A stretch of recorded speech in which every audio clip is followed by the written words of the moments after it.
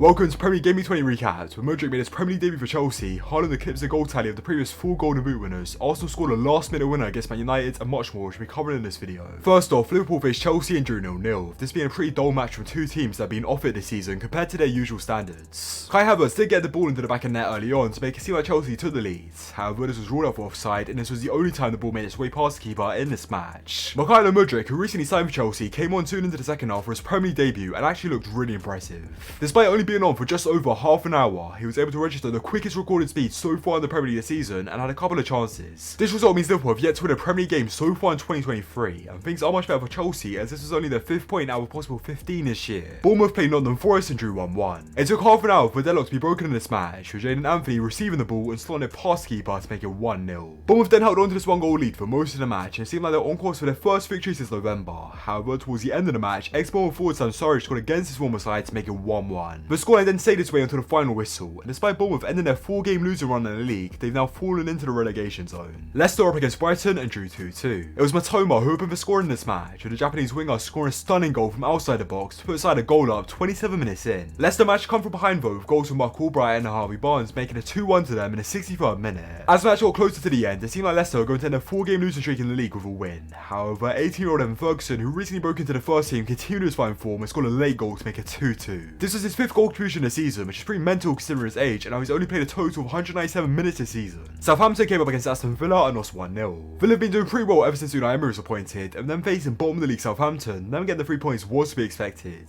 However, despite being the better team across 90 minutes, they left it late to get a winning goal, and it wasn't until the 77th minute when Ollie Watkins headed in a free kick to make it 1-0. Southampton did get the ball in the back of net twice before this, but the first was ruled out for offside and a second for a foul in the build-up, leaving them rock bottom of the league. West Ham played Everton and won 2-0, resulting in the sacking of Frank Lampard. This match was called the El Sacco going into it because both teams were in abysmal form, and whoever manager ended up losing was probably going to be sacked, and that's exactly what ended up happening. It was Jared Bowen who put the final nail in the coffin of Lampard's time at Everton, with the 26-year-old scoring a first half double to score West Ham's first Premier League win in 3 months, taking them out of the relegation zone whilst Everton remained in it. With Everton failing to win a single one of their previous 10 matches across all competitions, it's no surprise Lampard was sacked. Everton have only been relegated twice in their history, and it seemed like they're on course for a 3rd relegation under Lampard's. Crystal Palace were up against Newcastle and drew 0-0. This match extended Newcastle's unbeaten run in the Premier League to 15 games, which is a new club record, and it also means they've now kept more clean sheets than they have goals conceded, which is actually crazy. However, despite their amazing defensive record, this is now their 3rd 0-0 draw in their previous 4 matches in the league, which isn't exactly the most thrilling of things to watch for Newcastle fans. With that being said though, they did have chances in this match. It's just that Palace's goalkeeper Whitehill pulled off 7 saves to keep his side in the game, and in the end, both teams came away with a point. Leeds came up against Brentford and drew 0-0. Leeds had the better chances out of the two sides. However, just like the Palace vs Newcastle match, a fantastic performance from one of the keepers resulted in it ended up as a 0-0 draw.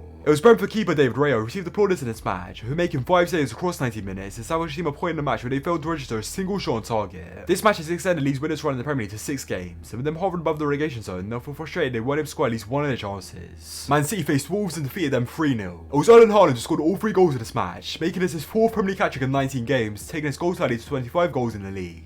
This means he's already surpassed the amount of goals needed to win the Golden Boot in the previous 4 seasons, and with him being just 9 goals away from equaling the record of the most goals scored in one Premier League season, he's on course to smash the records. Wolves never really stood a chance against this Man City side, but fortunately for them, this result hasn't seen them drop into the relegation zone. Arsenal played Manchester United and beat them 3-2. Going into this match, Man United were the only team to beat Arsenal this season, and with City being 2 points behind Arsenal, they knew they couldn't let United take points off them again, or their quest to win the title would have become a lot harder. Marcus Rashford has been in excellent form recently, but with deadlock in this match, with the 25-year-old firing home a long-range strike to put United a goal up. United weren't a goal up for very long though, as just 7 minutes later, Nketiah headed the ball into the back of the net to equalise the game. This made it 1-1 going into half time, and soon into the second half, Arsenal took the lead for a stunning goal by Bukayo Saka from outside the box, and he celebrated this goal by doing Rashford's celebration. However, just like United, Arsenal weren't able to hold on to this lead for very long, as 6 minutes after this, Sandro Martinez scored his first ever goal for United with a diving header. Arsenal dominated United after this and had chance after chance. However, as the final whistle got closer, it seemed like the points were going to be split, but then in the 90th minute, Nketiah scored a last gasp winner to pick up a crucial 3 points for Arsenal in their title race. This was a dramatic ending to one of the best matches of the season, and it could be a moment that ends up winning Arsenal their 14th league title. Finally, Fulham came up against Tottenham and lost 1-0. Tottenham's one and only goal came from Harry Kane at a stroke of half time. This seeing him become level with Jimmy Greaves as Tottenham's all-time top goal scorer with 266 goals. Fulham had chances to score in this match, but Hugo Lloris, who hasn't been doing too well as of late, pulled off 5 saves, helping his team come away with the 3 points as they look to cover up from their losses to City and Arsenal. Anyway, that's Premier League Gameweek 20 recap. If you made it this far, enjoy the video, be sure to leave a like and subscribe if you haven't already, and more share, comment down below your opinions and in the matches to happen this game week. With that being said, have a good one guys. See ya.